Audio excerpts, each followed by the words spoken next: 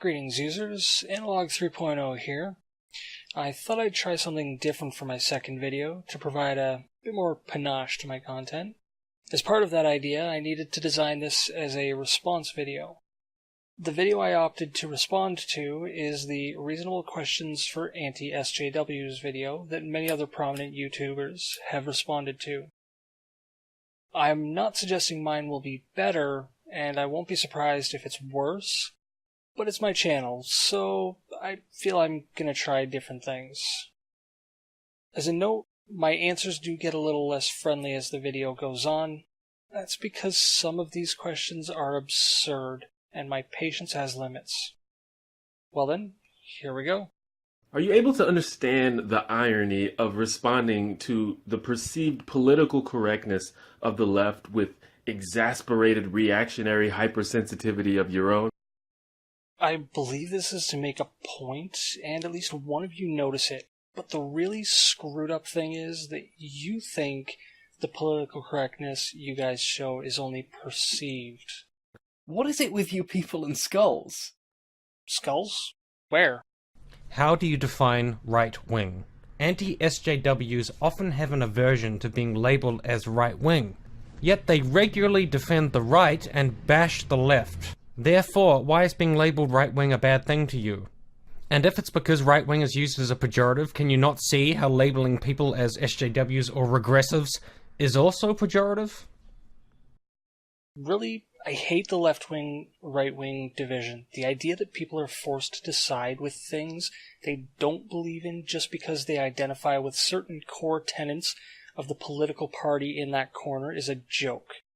I don't identify left, right, centrist, egalitarian, etc. because my thoughts, opinions, and beliefs center on logic and science coupled with my own moral compass. Rather than telling people you disagree with to drink bleach, wouldn't it be more productive for you to have an actual conversation about the issues you feel matter? Or is it just easier to do the bleach thing?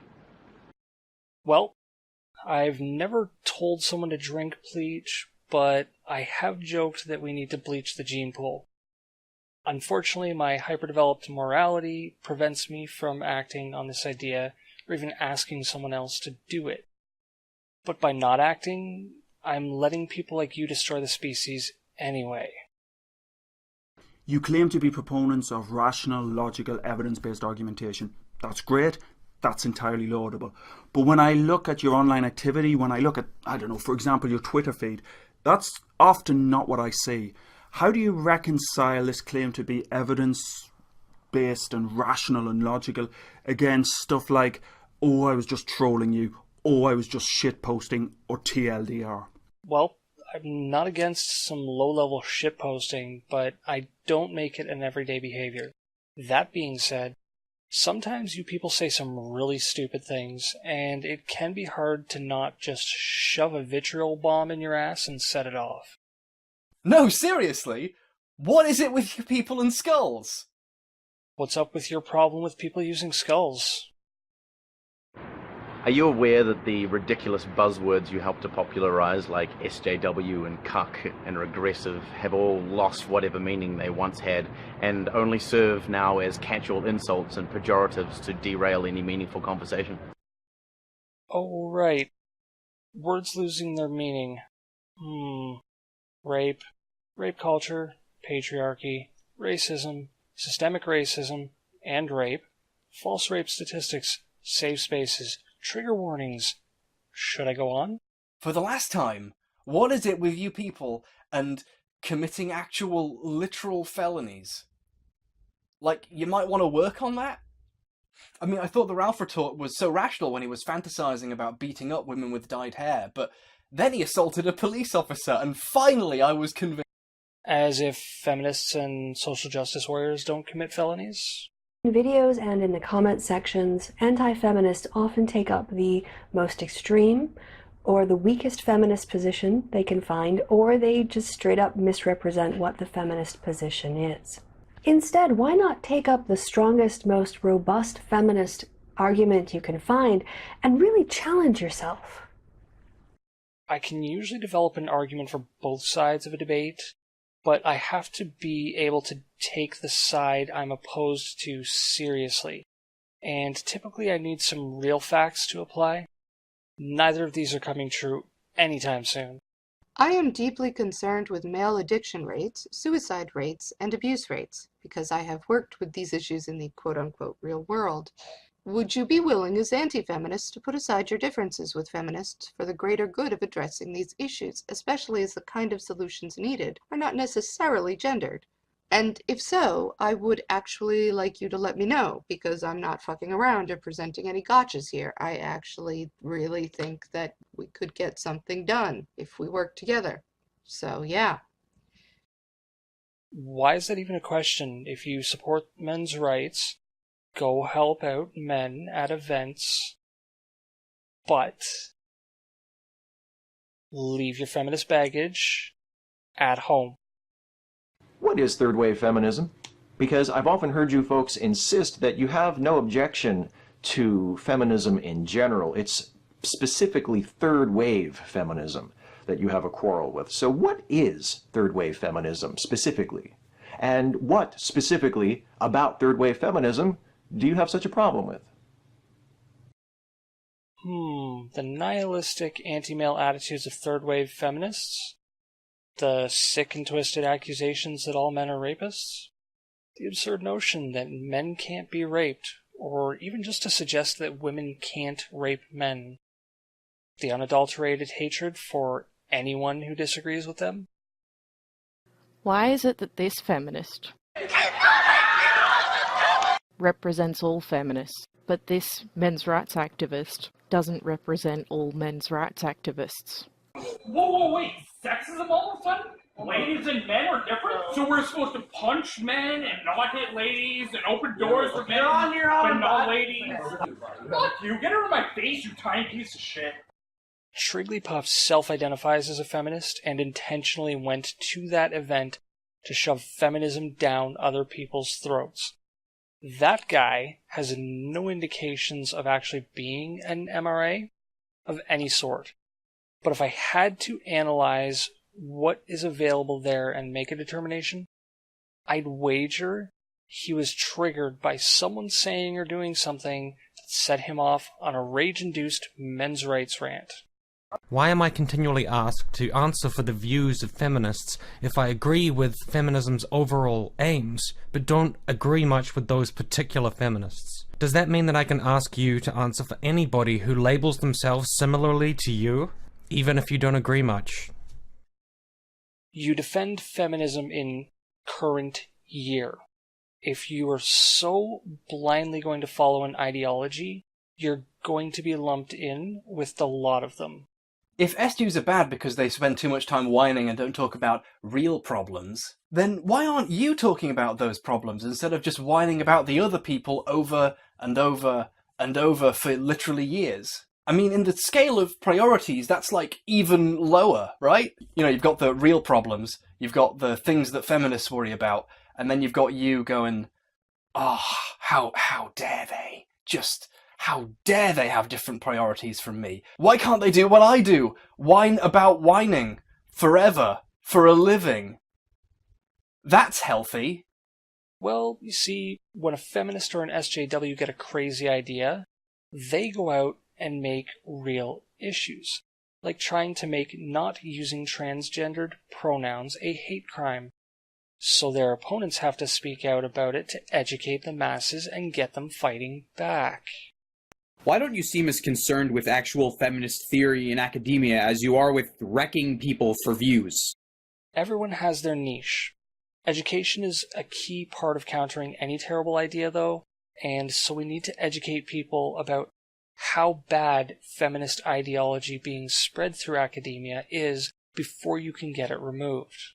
Since so many of you profess to be admirers of second-wave feminism as opposed to third-wave feminism, I thought it would be interesting to ask which second-wave feminists in particular do you appreciate? Which books written by second-wave feminists have you read and found interesting? Which second-wave feminist activists have you specifically admired as you formed the opinion that you like second-wave feminism but you have no use for third-wave feminism? I'm just curious.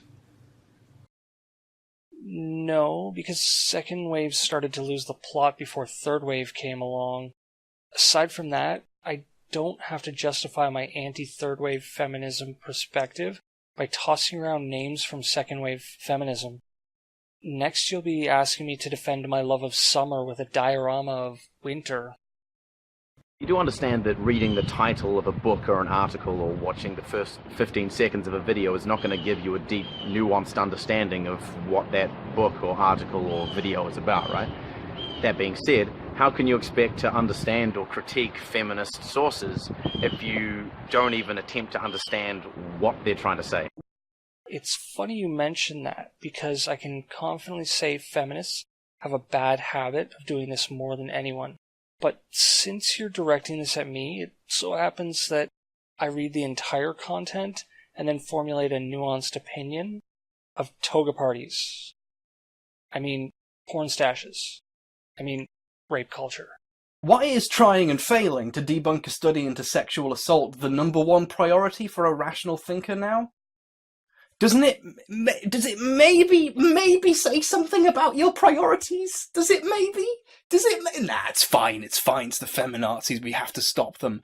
They're taking away our video games. Because the bullshit studies and statistics that cultural rapists like feminists and social justice warriors toss around are full of lies, which they use to perpetuate their twisted reality in which all men are horrible, misogynistic, abusive rapists. One of the major arguments that I see in many of your videos is that it is possible to separate criticism of the religion of Islam from the actual Muslim people. And yet, this line seems to be crossed very often. I see things like raghead or camel fucker or other things like that in your comment sections. I see people taking very serious shots at Muslims in videos and hangouts, and they don't get called out. At least not that I can see. So my question is this: why should a person of conscience who is concerned about the Muslim people and their community not being harmed or mistreated, why should they believe that you're actually only attempting to look at the ideas and talk about the ideas if you ignore bigotry that's occurring right in front of you? And in that light, would you be willing to break bread and salt with moderate Muslim people on your videos, have hangouts, invite them to your channels, just in order to build some bridges there and to learn more about what they think and how they feel and what their experience has been, so that information and knowledge can be furthered? Well, let's first point out that I don't use racial slurs. Period. Secondly, let's acknowledge that I don't have an issue with the individuals or their ethnic culture. Thirdly, religion of any sort is simplistic, childish, ignorant systems in which people's worst traits are accented and manipulated to then focus them on others. The difference is that in Islam, that means people die, whereas in Catholicism, that just means people used to die, now they're just ostracized for different beliefs or ways of life. Do you deny that systemic racism against black people is like a thing in general? If so, what? Okay, just step up, just cover your ears for a second and let the smart people talk. If not, why is it so much more important to you to demonize groups like Black Lives Matter than to actually use your platforms to discuss actual solutions to issues surrounding race and racism? I deny systemic racism, not to be mistaken with the existence of racism that comes from individuals in small groups. Do you deny racism against white people? And remember, every time you lie on the internet, ISIS rapes a woman, in the place where rape culture actually exists. If you've ever discussed or done a video about black-on-black crime, when are you going to do a video about white-on-white crime and what we, as white people, can do to solve the problems in our community? I haven't done a vid about black-on-black crime, but I feel like this question is less poignant due to sounding like a I'm rubber, you're glue argument. Why is a literal teenager's different definition of racism from you so horrifying that you all have to go, No! No, we have to stop him! We've got to debunk him now! Ah! Differing views are a staple of free society, so they certainly don't scare me. What does scare me is a teenager who limits their information intake to one side, then spews that rhetoric around the internet for other impressionable young minds.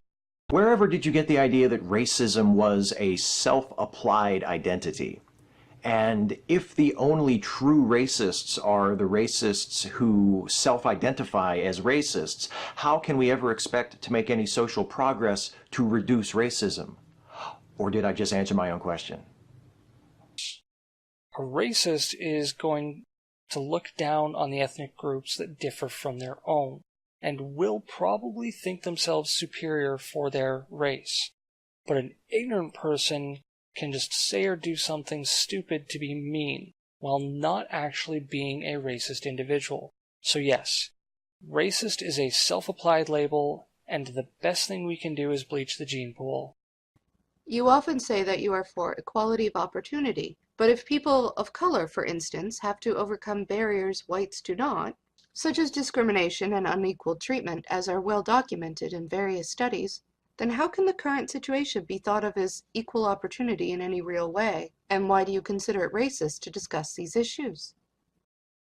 Well, that's a great hypothetical, but can you provide me with citations and proof that non-white ethnicities have any barriers or discrimination towards them that are not self-applied or purely directed at that individual for their behaviors, appearance, etc.?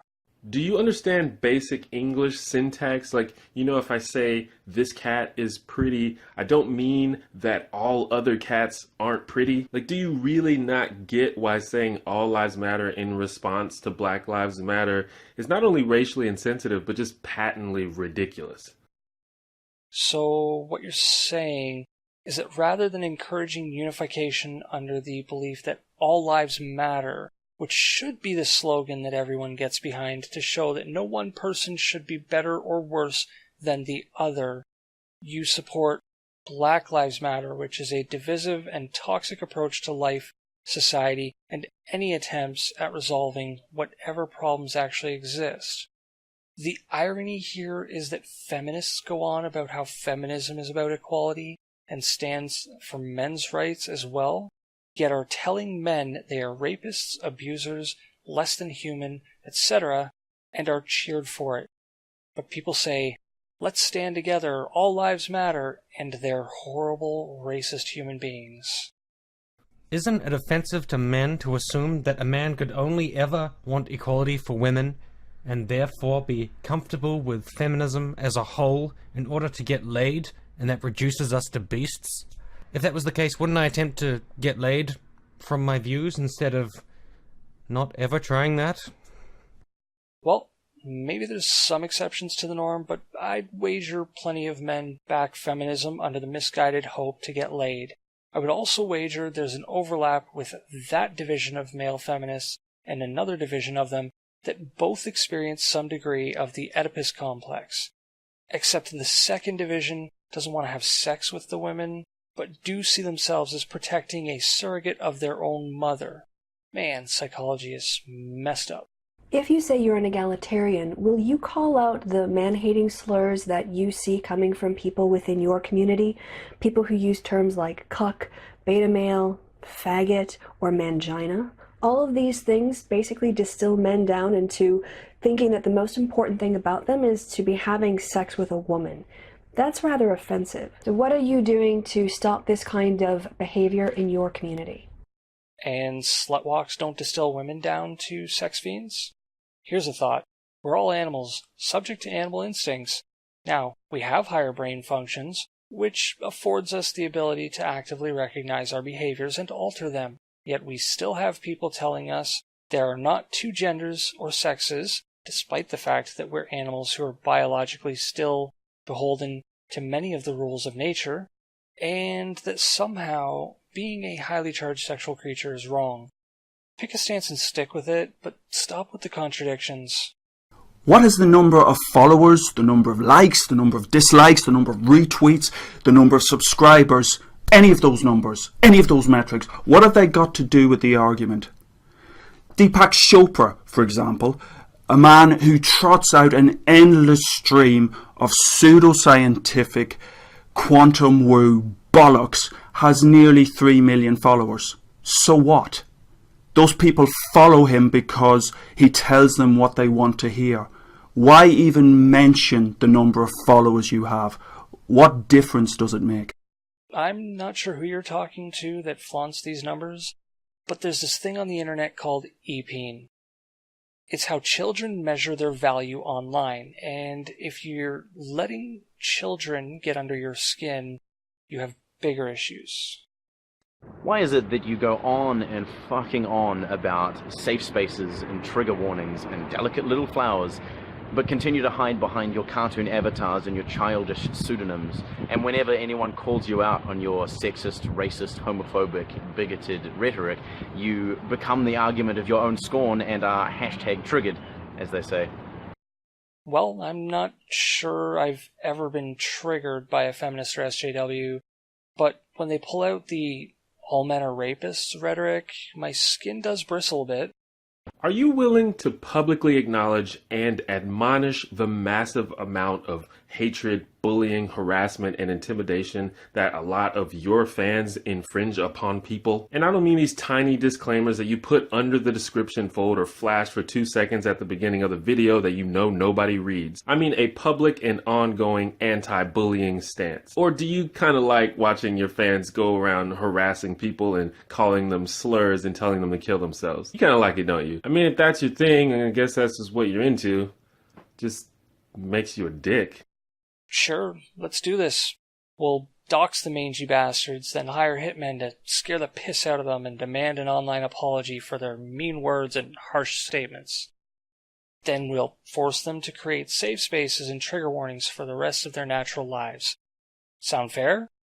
Or you could finally accept that, in light of the fact that you and your ilk still cannot police people's actions on the internet, neither can the rest of us on YouTube. Man, I was bullied through all of my school career, and I wasn't this whiny. How did other people get this bad? Why do you find it so hard to believe that feminists are being harassed online? Of course they get harassed. Anyone suggesting otherwise is probably trolling you for a laugh. Do you know why they get harassed? Because they harass people at the societal level with campaigns that treat even the nicest people like they're scum. Do you understand the key importance of reproducibility and repeatability in scientific research?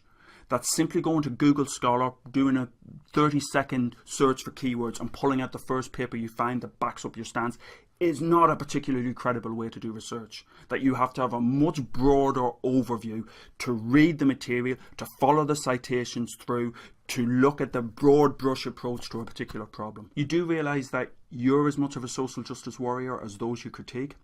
It's just that you espouse a different form of social justice, a rather less considerate, rather less forgiving, rather less kind form of social justice. Develop hypothesis. Research multiple resources to prove or disprove. Have question. Research multiple resources to answer question. Here's something with no citations provided. Research multiple resources to prove or disprove statement. Is that difficult? Do you believe that just because feminists and social justice warriors don't research anything, that everyone else behaves the same way? If you identify as an egalitarian, then I'm interested in your take on the usefulness of the concept of the original position as laid out by John Rawls in his theory of justice. I don't identify in any of those categories. The difference is I'm not going to make up an adjective and force people to refer to me with it. As a supporter, as a proponent of freedom of speech, why do you want to quash academic freedom? If you're not familiar with the concept of academic freedom, it's worth, in the UK at least, looking up the 1988 Education Reform Act and seeing what that says about the rights of academics to put across unpopular opinions. You know what? I'm all for academic freedom, but if people want to take pointless courses like social or feminist studies, they should be required to answer a 10 to 20 question assessment to confirm if they're smart enough to understand exactly how shitty their life will be because of it. Why are you so obsessed with Anita Sarkeesian? You mean the woman who is so self-conscious about the way people look at her and the things people say to her that she campaigns for censorship of women in video games and censorship and punitive measures for people telling her to shut up on the internet? No, I have no idea who you're talking about. Do you really think you can spend your entire life in a perpetual state of emotional immaturity? Do you actually imagine that you will be able to perpetuate your adolescence for your entire existence? Wait, didn't somebody else ask this one? Wait, I gotta... fuck. Honestly, I could ask the same question of you. Someone who seems to side with individuals who are so immature as to demand safe spaces and trigger warnings because they can't handle the world. Someone who sides with people that blame an entire sex for their own personal failures in life. Yes, I'm sure it's the rest of us that are immature.